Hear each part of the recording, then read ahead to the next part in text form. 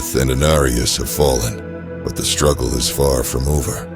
Mephisto, Lord of Hatred, lies trapped within the Soul Stone for now, and Neyrelle, trusted with this powerful artifact, has vanished without a trace. This is the story of Diablo 4, Vessel of Hatred.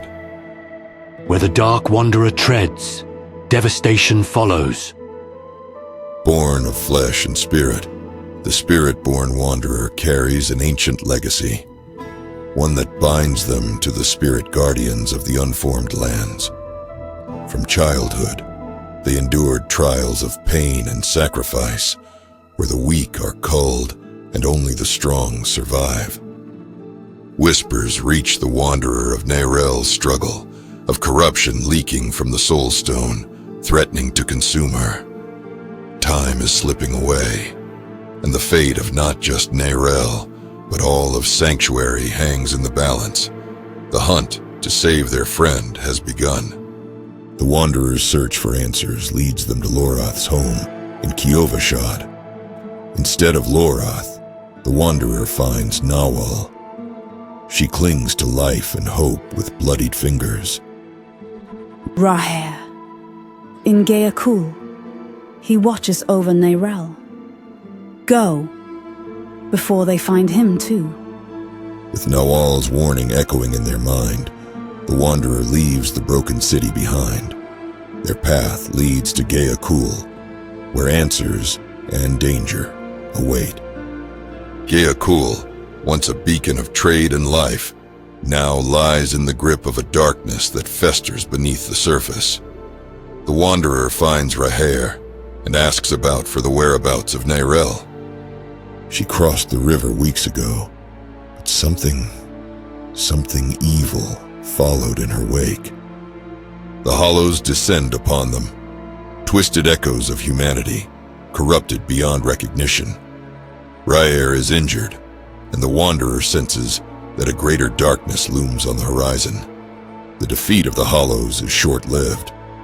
The burned knights have come. Their zealotry is dangerous as any demon.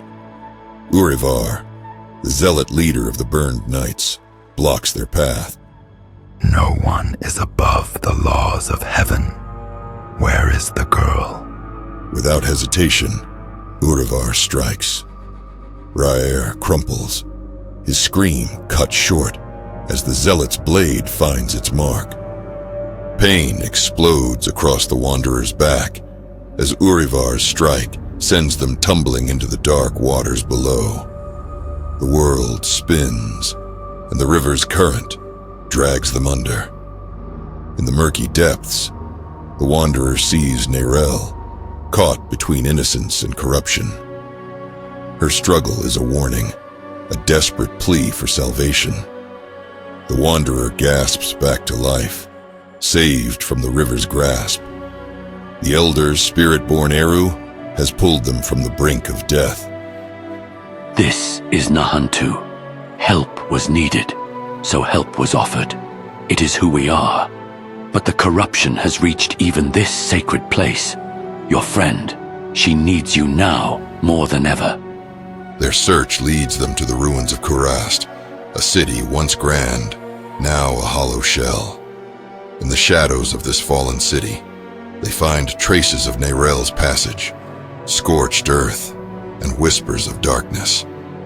As the shadows deepen, Eru perceives an unsettling aura around the Wanderer. The Wanderer reveals that they carry Lilith's blood, and that though defeated, they still share a connection. Eru recoils, conflict etched across his face. As night falls, they reach Travancore, the heart of the old Zakarum faith. In the depths of the Durance of Hate, they find Neyrelle, but she is not alone. Mephisto's presence in the Durance of Hate is overwhelming, his hatred a force that suffocates all hope. Neyrelle stands at the center, surrounded by the evil manifested as corruption. The Wanderer takes a step forward, and Mephisto's laughter echoes through the chamber, chilling their blood and weakening their resolve. You placed your faith in a child, believed her stronger than the hatred itself. Yet here she stands, breaking under the weight of a burden you gave her. Did you think I would remain a prisoner forever? As the shadows close in, Eru starts chanting. A searing light cuts through the darkness, revealing Akarat's spirit in all its glory. His radiance drives back the shadows, and the Wanderer feels renewed strength as their spirit allies gather around this ancient protector. Akarat was no ordinary man. His compassion and power made him a legend. Through his faith, he brought miracles to Sanctuary, and through his teachings, he laid the foundation for the Zakarum faith, a pillar of light that stood against the encroaching dark. Only she can unmake her prison. Find Abulan, the spirit who saved Eru. He holds Neyrelle's key to salvation. In their quest to save Neyrelle, the Wanderer seeks the wisdom of the Nahantu elders. Maka steps forward to assist them on their quest to find Abulan. They must perform a dangerous ritual, one that will take them deeper into the spirit realm than any mortal has gone before. Arcane energies swirl as the ritual begins. The Wanderer's consciousness stretches, pulled between worlds. In a burst of light, they enter the spirit realm, a place of raw power and ancient mysteries. Yet even here, Mephisto's corruption festers. The spirit realm, once a bastion of purity, now writhes under Mephisto's taint. Their search leads to a corrupted grove, once a sanctuary of wisdom. But there, instead of the wise spirit they sought, they find a twisted being, consumed by Mephisto's influence. Abulan, what has become of you, old friend? With heavy hearts, the Wanderer, Eru, and Maka confront the corrupted Abulan. Spiritual energies clash in a fierce battle, tearing at the fabric of the spirit realm itself. As Abulan falls, his essence disperses into motes of light. The Wanderer, guided by Eru, reaches out and grasps Abulan's heart, still pulsing with ancient power. Abulan's heart. It may be the key to freeing Neyrelle from Mephisto's grasp. Carrying Abulan's heart, they return to Travancore. The city closes in around them, its stones whispering with Mephisto's malice. In the durance of hate, they find Neyrelle, her struggle against Mephisto's influence, visible in each labored breath, each pained expression. Neyrelle, this is the heart of Abulan. It holds the power to purge Mephisto's corruption. Take it. Let its light cleanse you. Neyrelle's eyes, clouded with pain and corruption, focus on the pulsing heart. With trembling hands, she takes it and hesitates. I know you're afraid, Neyrelle, but you've faced fear before, and you've beaten it every time. This time, you don't have to face it alone. We're all here, Eru, Maka, and me. Trust in yourself, just as we trust in you. Neyrelle consumes Abulan's heart. A radiant light envelops her. When it fades, she stands taller, her eyes clearer. The spirit of Akarat, a majestic three-eyed lion, appears beside her. My tomb holds my physical body, and with it, the power to sever the bonds of the soul stone. The path lies hidden.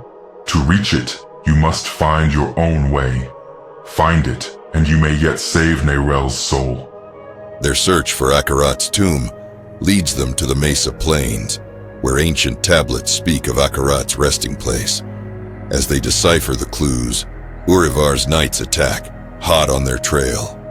The knights manage to kidnap Eru and take him to their camp. During the search for Eru, Neyrelle suffers another episode. Mephisto's influence surges, and she lashes out violently. Maka calms her and encourages Neyrelle. The stone is too heavy to bear for one person. Let us carry it with you. At Urivar's camp, we find Eru. From the shadows, Urivar emerges, his burned armor gleaming with unholy light. He attacks, charging towards the Wanderer. Steel clashes against spirit energy as the Wanderer battles Urivar, but in the end, the only thing Urivar and his burned knights torched was their chance at being memorable villains. Do you think the developers intentionally created such a one-dimensional villain? Or do you think they had bigger plans for Urivar that got lost during development? Let us know in the comments. Victory over Urivar is short-lived as tragedy strikes. Neyrelle, her mind clouded by Mephisto's insidious whispers, lashes out at Maka in a moment of confusion and fear. This is Nahantu. Help was needed, so help was offered. It is who we are. The weight of Maka's death hangs heavy in the air, a grim reminder of the price of their quest. Eru's eyes darken, the seeds of doubt taking root in his heart. I stayed with you when Akarat sent me. When I found out you had Lilith's blood. When you said Mephisto was in the Soul Stone. But the price of our friendship is too high. Their search for Akarat's tomb leads them to Samuk. As they decipher the cryptic tablets, the tomb's location is revealed, but the path remains sealed, requiring a ritual only they can perform. Under storm-bruised skies, the Wanderer, Eru, and Neyrelle begin the ancient chant. Their voices rise in harmony, defying the wind's growing howl. Light of the fallen, path of the righteous, reveal to us the sanctum of the holy. As the final words fade, the earth trembles, waters parting to reveal a hidden, mist-shrouded path. They descend into Akarat's tomb, the air heavy with the weight of centuries. Each chamber tells a story. Murals of Akarat's rise, a beacon of hope against the darkness. To reach Akarat's body, they must traverse the spirit realm once more. His body, hidden between worlds, where mortal eyes cannot easily find it. At last, they reach the heart of the tomb in the spirit world, the Vault of Light. At the center lies Akarat's physical body, which has rested here for centuries. The power within it has only grown stronger with time. Neyrelle approaches Akarat's body, the soul stone pulsing darkly in her hands. This is the moment of truth. She prepares to sever her bond with the stone. But fate has other plans. Eru, their trusted companion, reveals his true intentions and opens a dark portal. I've watched too many fall. Nahantu, my home, I cannot let it perish. Forgive me, but this is the only way. I do this for Nahantu. The Wanderer lunges for Eru, but it's too late. Eru seizes Akarat's body and the Soul Stone, vanishing into the swirling vortex. As the portal snaps shut, Mephisto emerges in terrifying glory. The Vault of Light trembles as his laughter echoes off the ancient walls. Eru's heart was weak, his mind easy to bend. One taste of fear, and he turned against you. How quickly hope becomes a weapon in the hands of the desperate. You think your hatred can break me, Mephisto? You're not the first demon I've fought, and you won't be the last. I am Spiritborn, blessed by the ancients, and I will drag you back to hell myself. The battle shakes the foundations of the tomb. The Wanderer channels her spirit-born power, each attack an electric blend of spiritual energy. Akarat's spirit fights alongside them, his light a beacon in the darkness. Remember this, in the end, Akarat was afraid. But fear does not negate courage. It defines it. In a final, blinding surge of power, Akarat's spirit hurls itself at Mephisto, making the ultimate sacrifice. As the dust settles, Mephisto is weakened, but Akarat's essence lies scattered, torn apart by the Lord of Hatred's infernal power. Seizing the moment, the Wanderer channels the full power of the Spiritborn and unleashes a final, desperate assault. Empowered by the ancient spirits, her attack strikes true, and Mephisto's form begins to dissolve. Howls of rage fade into echoes. An eerie silence settles over the chamber. The victory feels hollow. The price of Akarat's sacrifice, almost too great. The Wanderer helps Neyrelle to her feet, but there's no time to rest. Eru is still out there. The journey back to Nahantu is a somber one, the weight of their victory heavy on their shoulders. They find Eru, a broken figure, kneeling amidst the ruins of his betrayal. Eru recounts his bargain with Mephisto, Nahantu's safety in exchange for Akarat's body and the Soul Stone. Mephisto swore to spare all that I love from what is to come. I will not unmake my choice, even if it damns me. You think I don't see the hand of the Lord of Hatred in your choices, Eru? You let him twist your fear into betrayal. But even knowing that, I can't forgive you. You'll have to carry this weight on your own. That's your punishment, and your only hope for redemption. I know how it feels to carry the weight of hurting those you love, and I know too well the struggle against the Lord of Hatred. Eru made the only choice he thought he had. Let him wrestle with himself now. It's what Akarat would want. If we kill him, we rob him of the choice to be better. In the durance of hate, Akarat's body, once a beacon of hope, now lies motionless on cold stone. The Soul Stone, pulsing with dark energy, sinks into his chest. The Shepherd of Light, betrayed by his own flock. How delicious.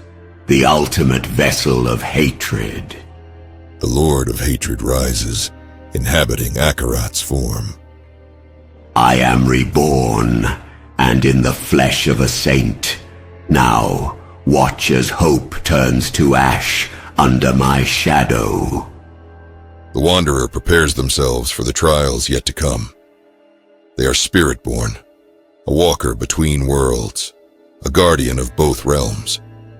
As long as hatred claws at Sanctuary's heart, they will remain, a shield against the encroaching darkness, prepared for whatever evil await. Sanctuary's fate hangs in the balance, and the Wanderer's path is far from over. The age of hatred has only just begun, and greater trials lie ahead. Will light prevail, or will darkness consume all? If you enjoyed the video, please like and subscribe.